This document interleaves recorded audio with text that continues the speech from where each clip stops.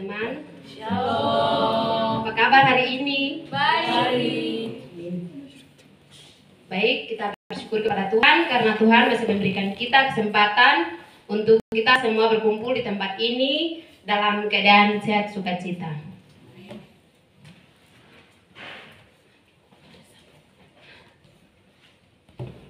Sebelum kita memasuki ibadah, saya menjemput teman-teman untuk bangun berdiri. Kita menyanyi bersama-sama Sungai Sukacitamu.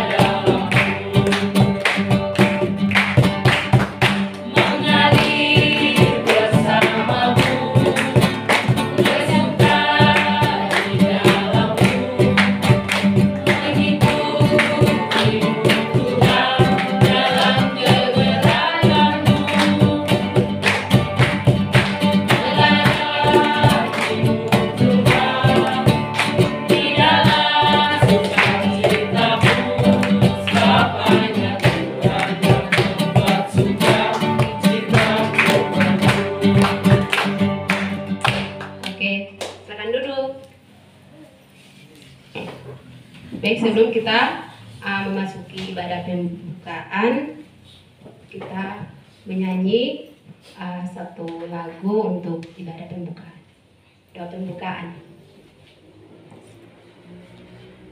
Oleh karena kemurahan Tuhan. Karena kemurahan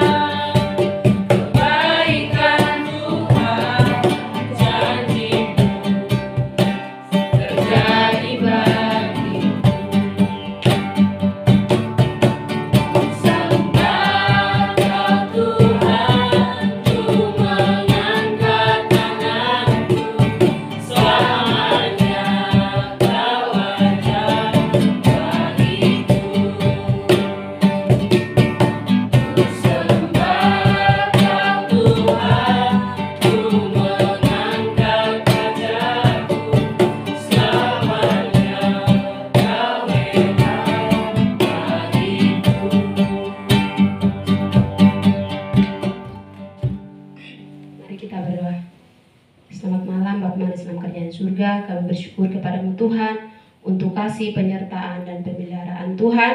Kami boleh berkumpul di tempat ini dalam keadaan sehat sukacita Tuhan. Tuhan, sebentar kami akan memulai ibadah kami. Kami minta tuntunan kuasa daripada Tuhan. Mari Tuhan memberkati kami dari awal pertengahan sampai akhir, berjalan dengan seturut dan kehendak-Mu Tuhan. Dan juga kami datang di hadapan-Mu untuk mengaku dosa dan kesalahan kami Tuhan. Mari Engkau ampunlah setiap dosa yang kami perbuat melalui perkataan, perbuatan kami. Hanya dalam nama Tuhan Yesus kami berdoa. Amin. Baik, sebelum kita memasuki pemberitaan firman Tuhan, kita menyanyi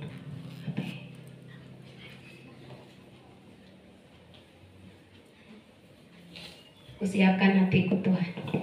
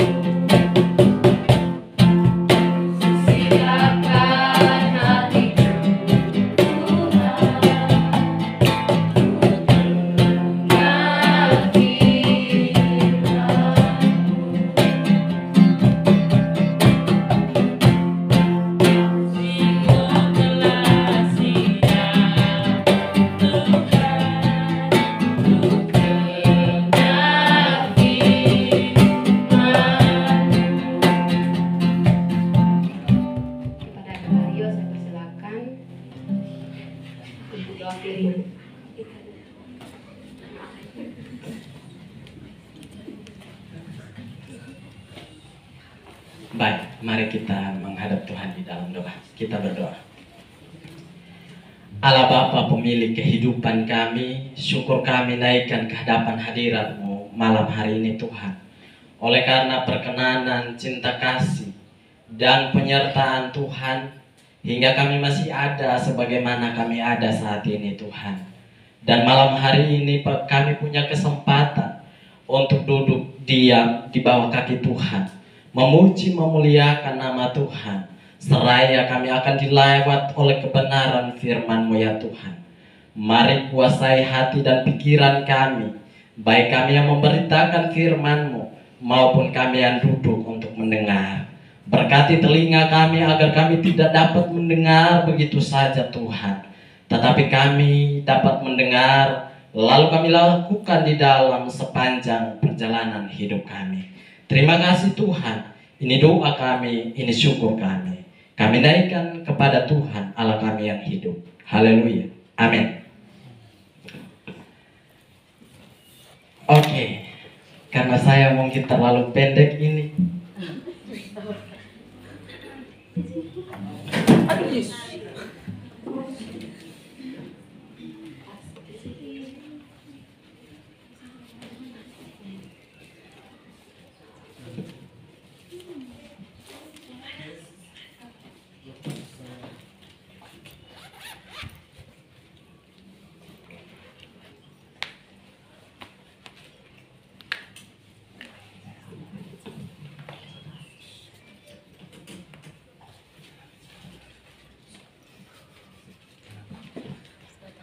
Salam, selamat malam.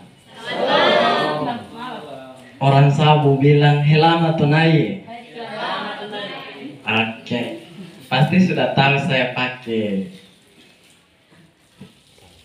pakaian adat orang Sabu. Jadi saya orang Sabu ya. Saya berdiri bukan orang Rote di sini. Sekalipun ada darah Rote gitu. Oke, baik. Pertama-tama beta mau, karena kita kebanyakan orang timur dan beta juga rasa bapak dengan mama di sini sudah tahu kalau beta itu menuju ke saya begitu. Oke. Jadi beta pakai beta ya bapak mama, soalnya kurang hati kok. Oke, baik. Pertama-tama beta mau ucapkan terima kasih kepada pengurus untuk kesempatan malam hari ini. Dua kali beta hadir di sini, dan yang ketiga kali ini beta dapat kesempatan untuk menyampaikan firman Tuhan. Baik, sebelum kita merenungkan firman Tuhan, ada cuplikan sebuah video, mari kita tonton bersama.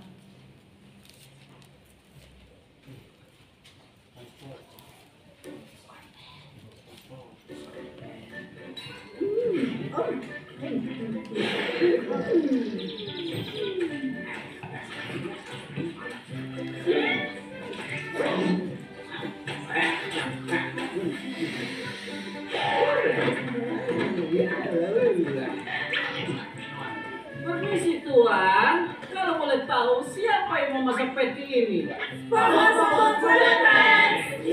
Apa ada yang memanggil namaku? Apa ada masalah dengan sandwichmu? Iya, aku merasa seperti aku bisa mati dan pergi ke surga. Tolong Pak, jangan bergila. Tolong berhenti sekarang. Pelangganku mulai menyukai Krabby Patty. Beberapa orang mulai menyebutnya SpongeBob Patty. Apa? Tidak mungkin. Namanya selalu Krabby Patty. Satu SpongeBob Patty tolong. Mungkin kau harus mengganti nama tempat ini dari Krusty Krab menjadi milik SpongeBob.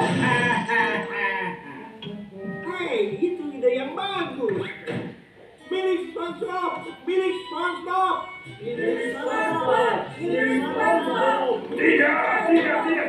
Tidak. Krusty Krab. Krusty Krab. Krusty Krab. Krusty Krab. Ayolah teman-teman, Krusty Krab, Krusty Krab. Milik SpongeBob. Akui saja, tanpa SpongeBob kau tidak akan menjadi apa-apa. Kau salah. Aku yang menciptakan SpongeBob. Maksudku Krabby Patty. Menjadi milik SpongeBob, milik SpongeBob, milik SpongeBob. Oke, baik. Dari tayangan ini pertanyaannya, apa yang kita semua dapat? Iya, SpongeBob, betul. Apalagi? Oke, baik. Beta skip dulu ya. Kita mari melihat kepada Alkitab kita. Bacaan kita terambil dari kitab Bilangan pasal 11. Bilangan 11 ayatnya yang ke-24 hingga ayatnya yang ke-30. Bilangan pasal 11 ayat 24 hingga ayatnya yang ke-30. Mungkin seperti biasa, saya beberapa kali ikut ibadah di sini. Ayat 1 saya dan dilanjutkan nanti ya. Oke, baik. Ke-70 orang tua-tua. Setelah Musa datang keluar, disampaikannya firman Tuhan itu kepada bangsa itu. Ia mengumpulkan 70 orang dari para tua-tua bangsa itu dan menyuruh mereka berdiri di sekeliling kemah.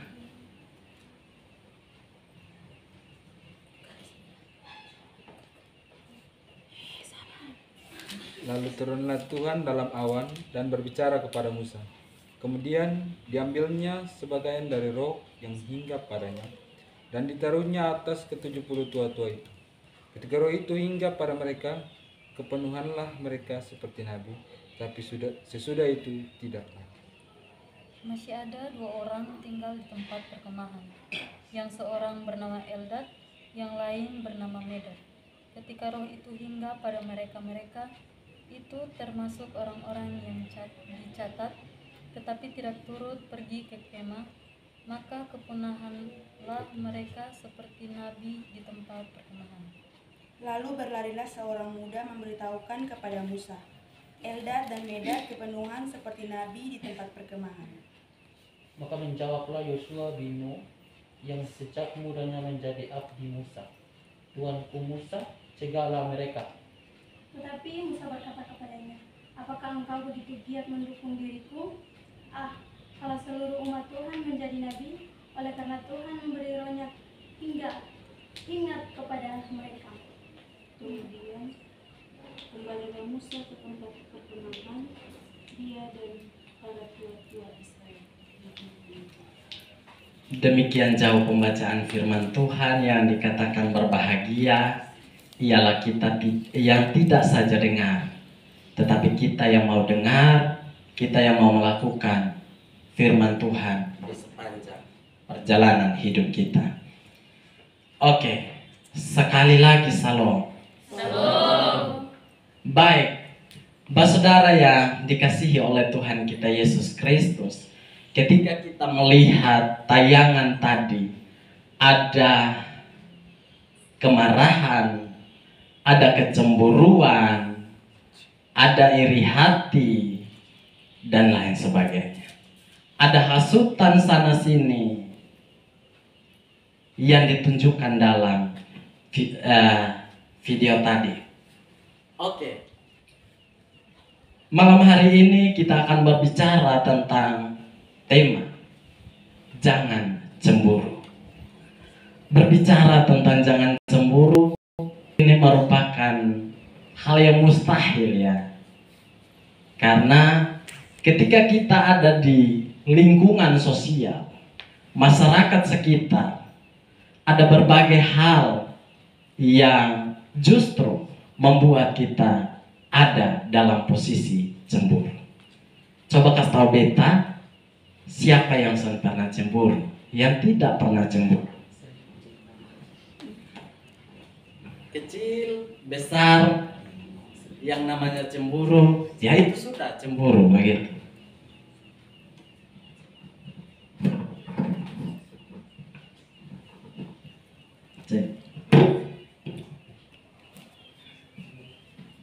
Oke, saudara yang diberkati oleh Tuhan, cemburu adalah sikap yang kadang sangat disukai oleh banyak orang. Ketika dia dalam keadaan yang tidak memungkinkan, atau ketika dia ada dalam keadaan yang terpojokkan. Mungkinkah kita cemburu melihat keberhasilan orang lain? Mungkinkah kita cemburu melihat orang lain lebih daripada kita? Hal-hal itu tidak bisa kita pungkiri. Cemburu itu tidak hanya tumbuh pada masa sekarang saja, masa kita, tetapi sudah ada sejak zaman dahulu. Dalam PL tercatat beberapa bagian tentang kecemburuan. Kasus Kain dan Habel. Lalu kesini ada Yosua dan para tokoh lain-lainnya. Kecemburuan yang mengikat dan mencelakakan saudaranya sendiri, itu yang dilakukan oleh Kain dan Habel. Lalu kemudian dalam bacaan kita malam hari ini, Bilangan pasal 11 ayat 24 sampai 30 menceritakan seorang muda yang rupa-rupanya dia sudah terima baik begitu. Kalau Musa mau bilang sakarapmu wes habis. Mengerti kok orang timur dong, sakarapmu kok. Terserah lu usah begitu.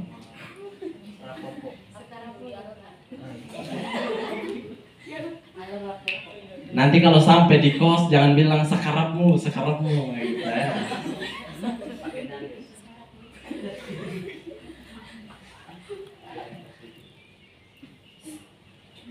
Musa mau katakan itu saja bisa. Tetapi Musa adalah pemimpin yang baik. Musa adalah pemimpin yang dipilih Tuhan. Kalau kita melihat kehidupan Musa, awalnya Musa bilang, beta ini son bisa apa-apa. Jangankan bicara, lakukan ini sampai son bisa. Kalau bisa Musa katakan itu kepada Yosua, dia sudah katakan. Tetapi Tuhan mempercayai Musa untuk memimpin bangsa Israel. Dan ketika sampai pada peristiwa ini, Yosua berpatokan kepada ukuran dan standar aturan bahwa 70 orang yang harus ada di dalam kemah perkemahan atau ada di dalam tabernakel, itulah yang dipenuhi oleh kuasa roh. Lalu yang 2 orang yang ada dalam bacaan kita, siapa tadi dong nama? Eldad dan Medad. Itu berada di luar tabernakel, kemah pertemuan, kemah suci. Mereka seharusnya itu tidak dipenuhi oleh Roh Kudus, kata Yosua. Kenapa mereka harus dipenuhi oleh Roh Kudus, sedangkan mereka ada di luar perkemahan? Karena itu kecemburuan yang menguasai Yosua mengiring dia untuk lapor kepada Musa, berbicara dengan Musa, kalau bisa jangan biarkan mereka untuk bersama-sama dengan yang 70 ini. Karena kalau kita lihat, Eldad dan Medad tidak berada bersama-sama dengan yang 68 orang. Mereka ada di luar perkemahan. Lalu untuk apa mereka dapat karunia roh dan lain sebagainya untuk bernubuat? Sepantasnya mereka itu tidak dapat, kata Yosua. Tetapi apa yang dikatakan oleh Musa? Ayat 29. Tetapi Musa berkata kepadanya, apakah engkau begitu giat mendukung diriku? Begitu giat mendukung diriku. Ini kalau pertanyaan-pertanyaan, kalau kita tangkap secara sepintas itu hanya pertanyaan sepele begitu. Pertanyaan-pertanyaan yang sudah ada makna. Tidak ada makna dari pertanyaan itu. Tetapi mari kita simak dari cerita ini. Selanjutnya Musa mengatakan, kalau seluruh umat Tuhan menjadi nabi, oleh karena Tuhan memberi rohnya hingga kepada mereka. Dengan demikian, kita merasa bahwa dari jawaban Musa, untuk apa ada yang tidak dipenuhi roh? Kalau bisa, semua orang saja dipenuhi roh, supaya kita bisa bernubuat bersama-sama. Untuk apa ada yang tertinggal? Untuk apa ada yang tidak dipenuhi roh?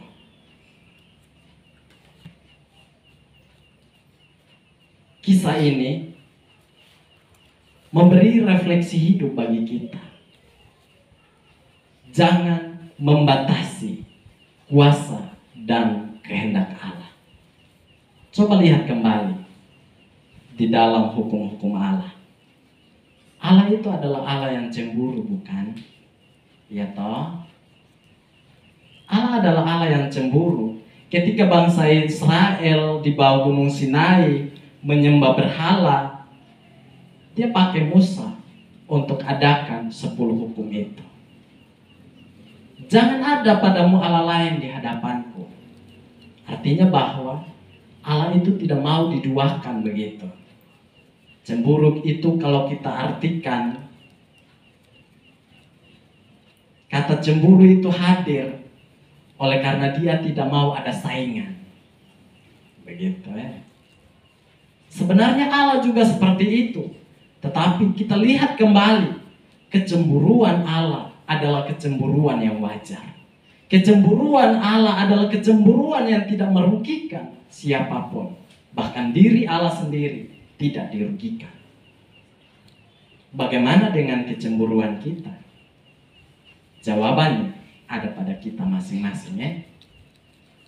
Beta cemburu baik kosong deh. Jangan sampai kata sakarapku muncul lagi. Terserah beta, beta mau cemburu mau apa, buat apa lu atur beta? Beta pun hidup. Ngapain lu atur gua gitu kan? Hidup gua gitu.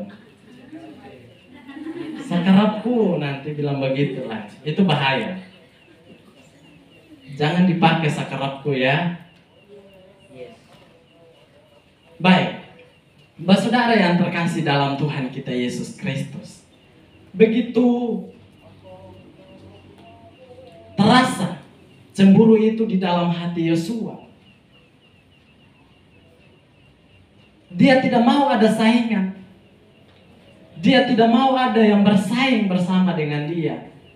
Tetapi kalau kita lihat perjalanan Yosua, sejak umur dia masih muda, dia sudah dipanggil Tuhan untuk bekerja sama dengan Musa, menjadi tangan kanan Musa untuk memimpin bangsa Israel.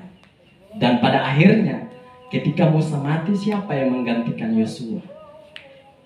Ketika Musa mati, siapa yang menggantikannya?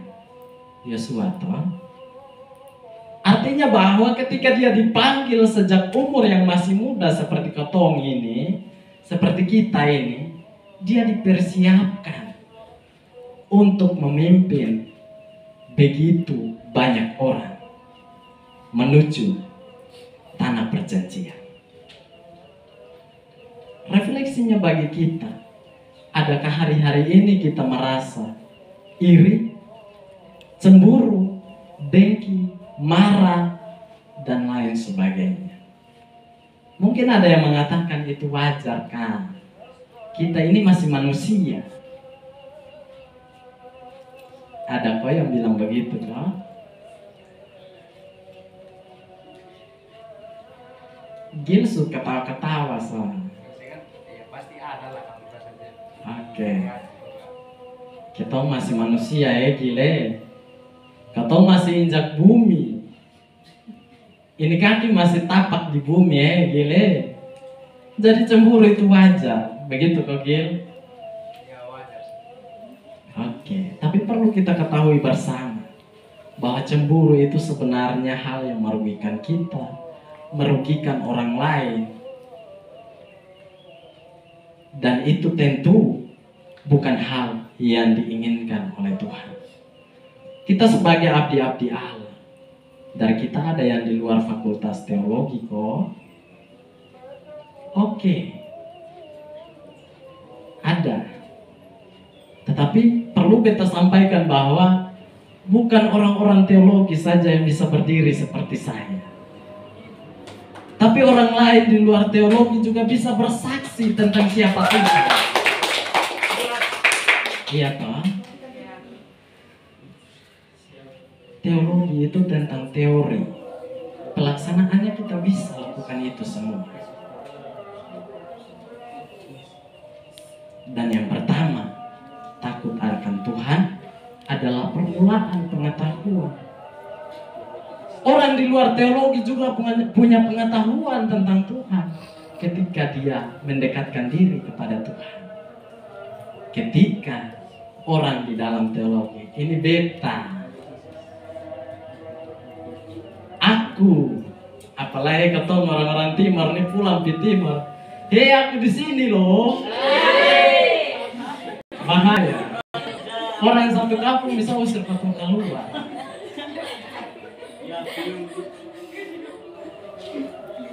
Apalagi orang soe dong, bukan? Dia pernah di soe.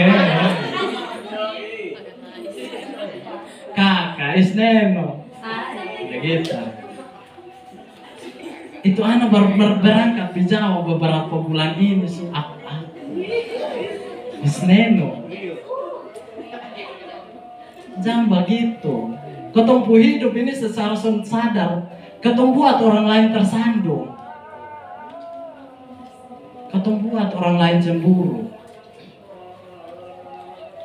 Tetapi bisa juga jadi motivasi. Kapan ya aku anak di Jawa juga begitu. Jadi pulang di kampung, nah jangan aku. Bisa pakai mungkin ketemu video call dengan ketemu kawan dari Jawa, dari Sumatera dan lain sebagainya. Nah kalau ketemu Mbak Omon dan ketemu Mama, aku mau makan, ambilin aku air. Wah itu kalau kena beta nyonya, coba begitu.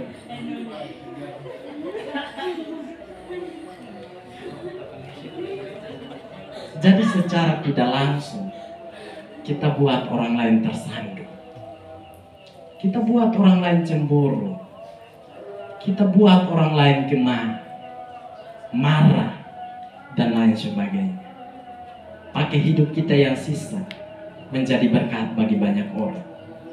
Pakai masa muda kita untuk alat di tangan Tuhan. Pakai masa muda kita untuk melayani Tuhan. Berbicara tentang melayani bukan hanya berfokus kepada ini. Kita bantu orang lain, itu termasuk bagian dari melayani. Kita urus ketumpu nenek, ketumpu bayi mungkin, itu bagian dari pelayanan yang real. Kalau begini, ini teori sah, teori sah. Jangan sampai ada yang bilang beta ajaran sesat lah, beta langsung pulang gitu. Kalau bagi beta ini teori saja. Tindakan nyata itu yang diperlukan untuk mewujudkan apa yang kita pelajari dari sini. Oleh karena itu, jadilah orang-orang muda yang hebat. Jadilah orang-orang muda yang tidak menjadi batu sandungan bagi orang lain. Bagi bapak dan mama, mereka berdua beta rasa sudah diberkati untuk ketong dong dua, bapak dan mama sudah jadi bapak dan mama buat ketong di ini tempat, di Salatiga khususnya. Dong dapin ketong tiap kali ketong ibadah. Sudah banyak orang yang begitu. Luangkan dong waktu untuk ada bersama-sama. Kalau kita pikir biar sadong orang muda saja, ketong sudah mengerti tentang orang muda. Mungkin saja bapak mama bisa omong seperti itu, tetapi dong punya hati. Kalau beta lihat, beta hadir pertama, kedua, ketiga, bapak selalu stay di situ. Beta sudah tahu mau tempat duduk karena beta sering duduk di sini. Untuk itu, teladan yang baik perlu kita tiru. Dong saja yang sudah setengah tua bisa. Kenapa kita sonde? Ini hari ada, hari Kamis depan, beta ada kegiatan, ada tugas, padahal tidur sampai doa di kos. Tuhan datang ku panggil mati. Begitu. Kalau ada waktu untuk kita beribadah, mari hadir bersama. Kakak ini omong banyak dia justru pernah hadir baru 3 kali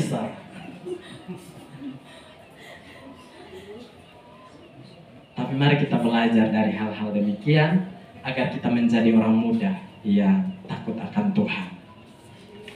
Untuk penutup, mari kita membuka Amsal pasalnya yang keempat. Amsal 4 ayat 23 untuk jadi penutup kita.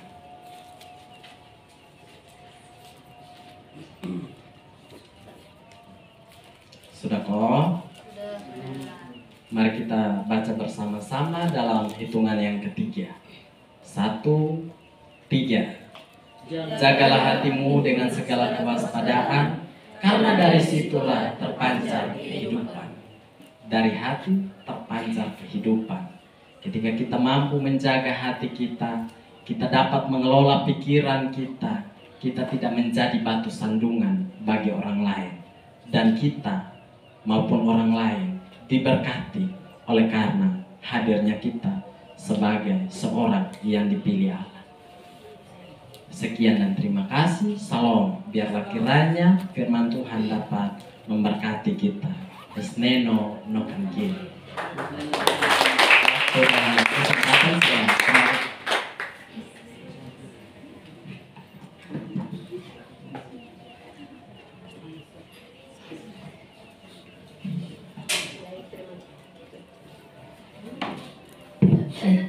Baik, terima kasih Kak Ari atas kebenaran firman-Nya, di mana firman yang mengajarkan kita bahwa jangan cemburu, tapi di sisi lain kita bisa memaknai bahwa cemburu itu rasa peduli, rasa sayang terhadap sesama atau ya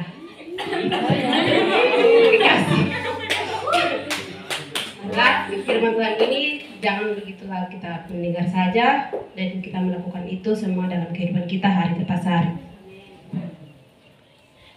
Sebelum ini tiba saatnya kita akan memasuki persembahan.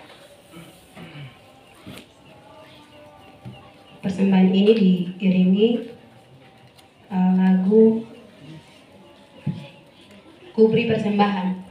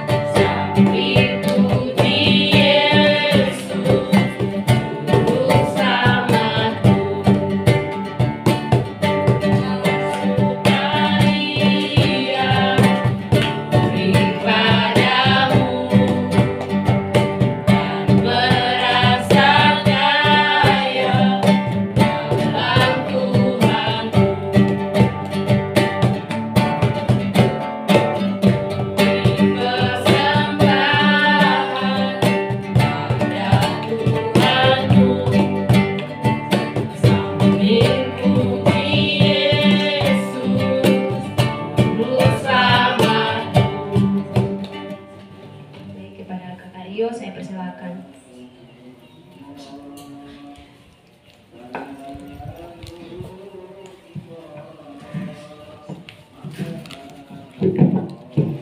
teman-teman, mari kita mengangkat saat teduh untuk kita masuk dalam doa syafaat kita. Kita berdoa. Kami kembali ke hadapan hadirat-Mu ya Tuhan.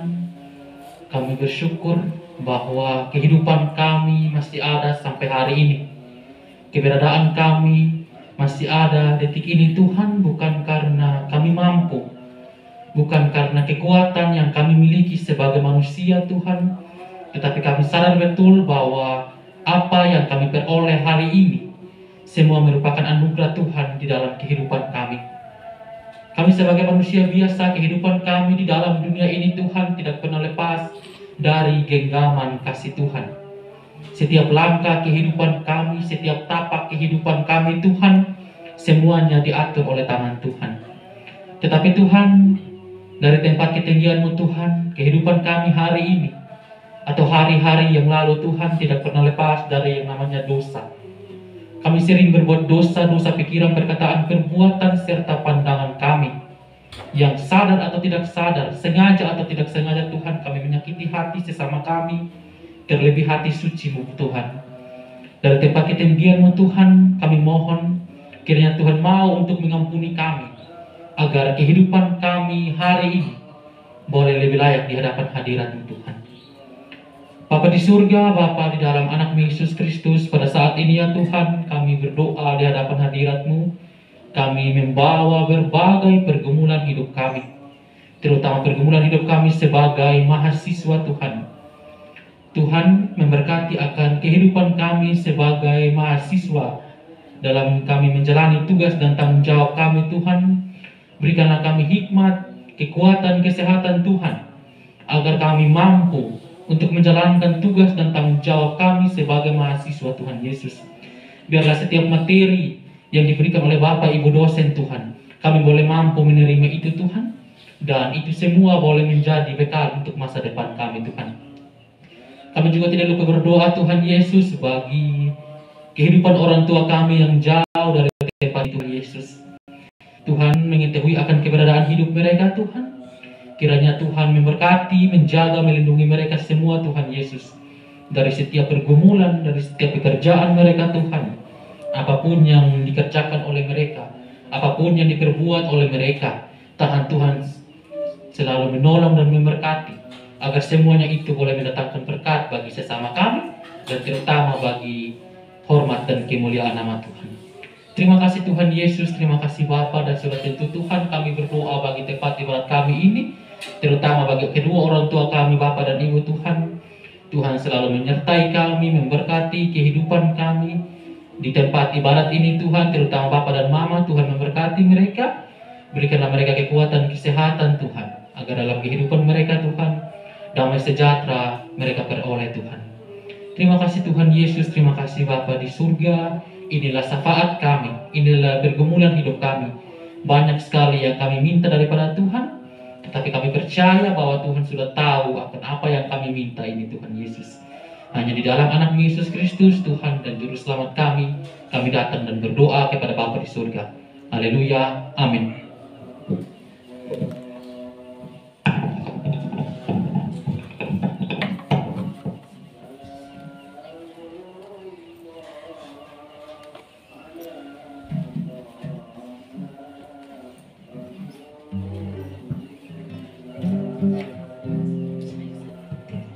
Baik, terima kasih Kak Rio atas doa-doanya. Teman-teman, kita mengakhiri ibadah kita pada malam hari ini. Sebelum itu kita menyanyi Tuhan Allah beserta engkau.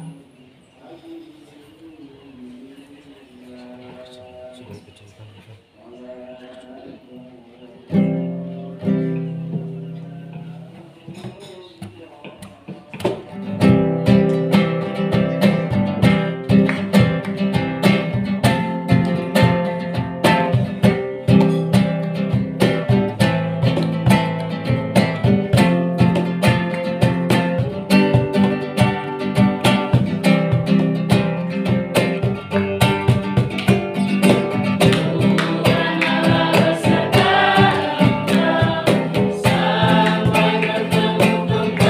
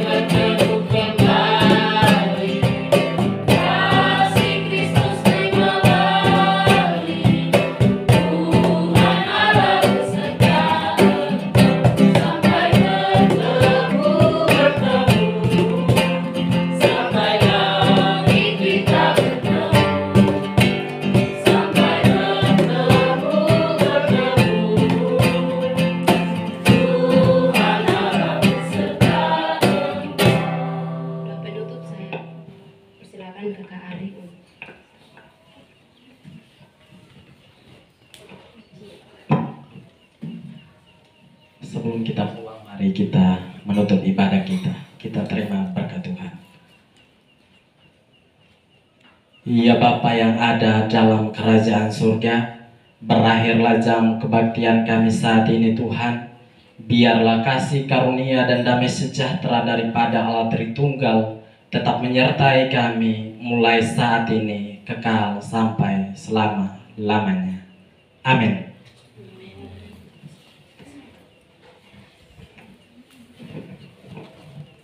Akhirnya ibadah kita sampai selesai. 1, 2, 3, salam.